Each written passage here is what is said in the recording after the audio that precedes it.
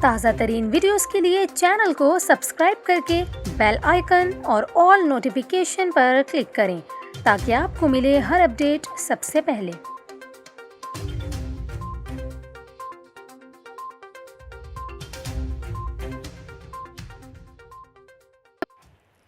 السلام علیکم، news 24/7 Urdu service میں خوش آمدید۔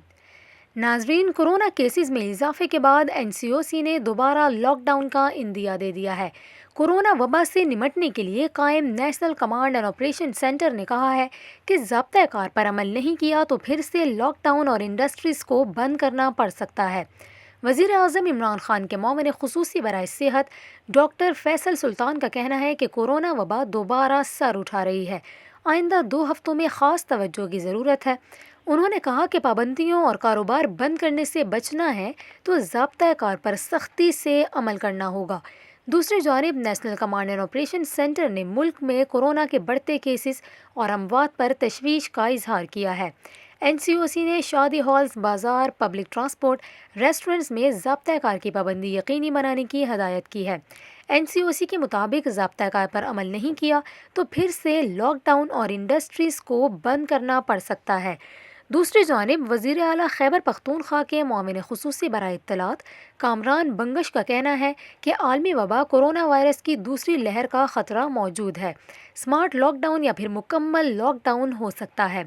پاکستان میں کورونا وائرس کا ٹیسٹ مثبت آنے کی شرح میں اضافہ ہوا ہے۔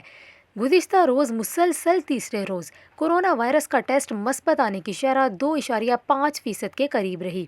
National command and operation centre کے مطابق گزشتہ روز ملک بھر میں 28,534 ٹیسٹ کیے گئے، جن میں سے 736 ٹیسٹ مثبت آئے ہیں۔ اس طرح ٹیسٹ کی مثبت آنے کی شرح 2.57% رہی ہے، جبکہ پاکستان بھر میں اب تک کل 41,70,270 کورونا وائرس کے ٹیسٹ کیے جا چکے ہیں۔ National command and operation centre کے مطابق گزشتہ 24 گھنٹوں کے دوران مزید 10 افراد اس موذی وبا کے سامنے زندگی کی بازی ہار گئے ہیں، جبکہ 462 مریض اس بیماری سے شفا یاب ہو گئے ہیں۔ پاکستان میں کورونا وائرس کے کیسز کی تعداد 3,25,480 ہو چکی ہے، جبکہ اس موذی وبا سے جاں بحق افراد کی تعداد 6,702 تک جا پہنچی ہے۔